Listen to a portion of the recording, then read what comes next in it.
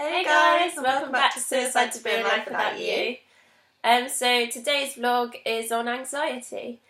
A bit of information about what it actually is, what it feels like, and maybe what other people perceive it to be.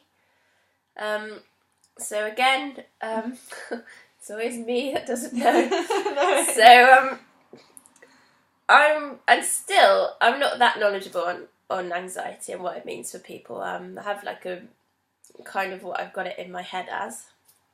But I didn't understand when people, they could, like, say a friend just didn't want to come out one day, and I'm thinking, why? Like, why are you suddenly deciding you're not going to come? And to be fair, they didn't tell me at the time that it was anxiety, but I now know that it was. But it's just in my head thinking, oh, well, they're being a bit selfish, like, why are they being horrible all of a sudden that they don't want to come out?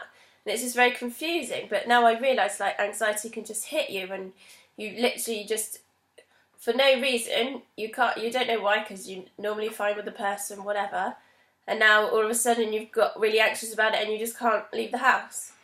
And that's quite hard for people to get in their head that that's what it is. And that it's that debilitating that you can't do anything. But yeah, would you be able to give us a couple of examples? Yeah. I think debilitating is the key word that you said there. Like, and again, like, everyone's experience is different. Like with me, it's so hard because, like, when I feel well and I'm not being like overcome with anxiety or depression, like I can do so much. I'm not nervous. I do, because in my job there's an element of training and presenting skills, and I'm absolutely fine. I'm like, I feel good about what I do, I'm confident.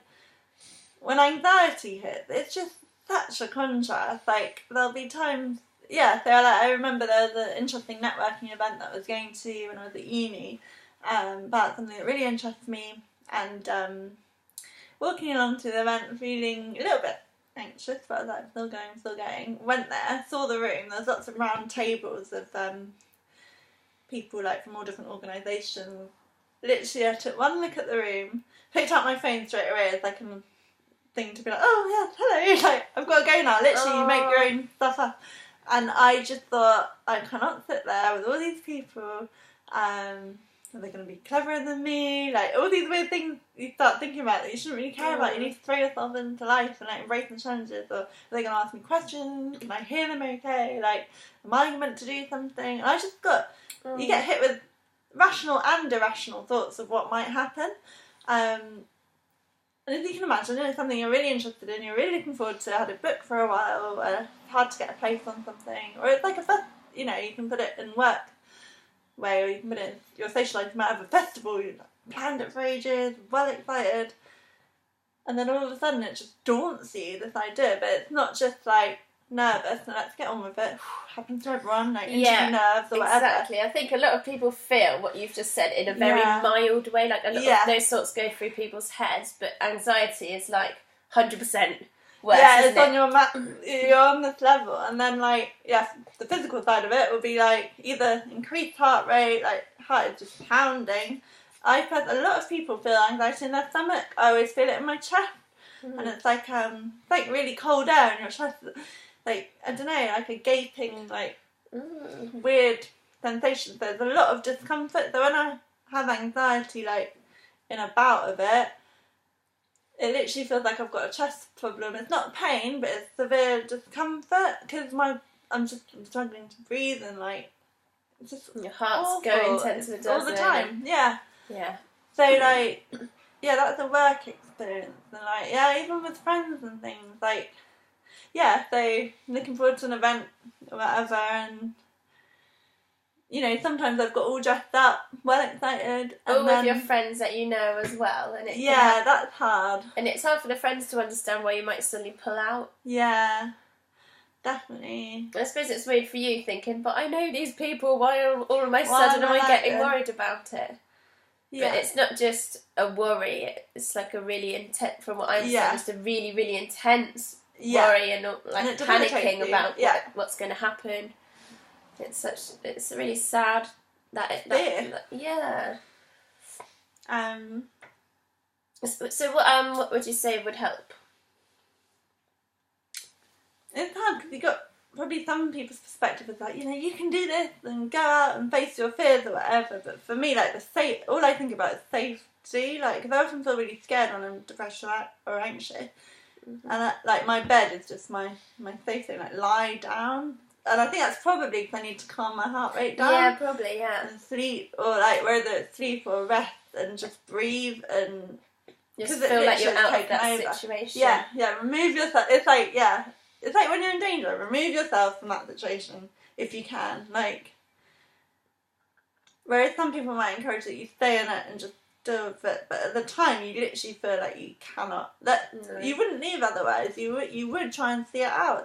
You're right. Everyone has normal nerves, and that's what our nerves are there for, like to protect us. You get a bit nervous, kind of highlighting that something.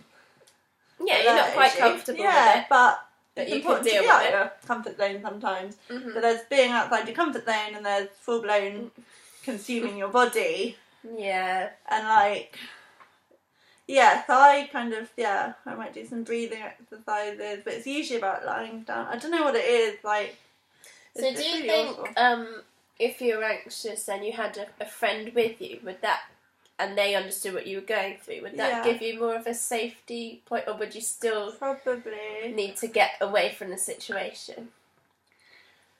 I think even just that understanding that it's okay if we want to go home, that's fine, and like no judgment, like even like when we were planning the other night, we were like, should we go to the pub, or like do you want to come back to? Because like we were gonna go to a football game, like in the pub. So obviously lots of rowdy guys, and it was gonna be full.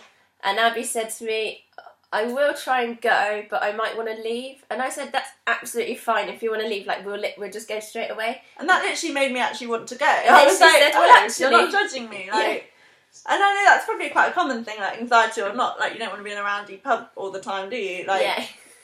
Some people like it, some people don't. But I think it was the fear that I always had that I had to even text you that, because we don't see each other that often, so when we do, we just want to... we both want to be comfortable with whatever's going on. But that kind of made you a bit like, oh, actually, okay, it might not be that bad, because you know that there is a get out. Yeah. You can get out whenever you want, and you're going to be alright. Usually I plan that. So if there is a situation I think might be like... Although that wasn't like a situation that made me anxious at all, but if there ever is, I always kind of plan my escape route, and it calms me a bit, because it's like if I know that I can leave, it usually reassures me that I can probably stay, because if anything would happen, I can leave. Whereas if I'm in a situation, it just panics you automatically. You want to be nearer the door as well, don't you? I felt like that sometimes. If there's like a row of you, you're not going to sit in the middle. You're going to go right near the door, so you can just sneak out if you need to. But that's all right, people have their own defence. Yeah. That's fine. So it is quite debilitating, and like, I think a lot of people suffer it in the workplace as well, and the pressure, and you want pressure on yourself to do well. It's just, again, there's your usual levels of nerves and anxiety, and then there's when it takes over and you've got to reset. So my version of resetting is go lie down, next day calm yourself. But yeah, and also knowing that if we can, of course we would like see it out, like, but it's something that controls you rather than you having the control. And I think there are therapies out there that really look at, I think CBT, like cognitive behavioural therapy, they look at your thoughts. So what's your thought about this room right now that you don't want to go in? How can that shape your behaviour? And they get you to really think it through. But not everyone has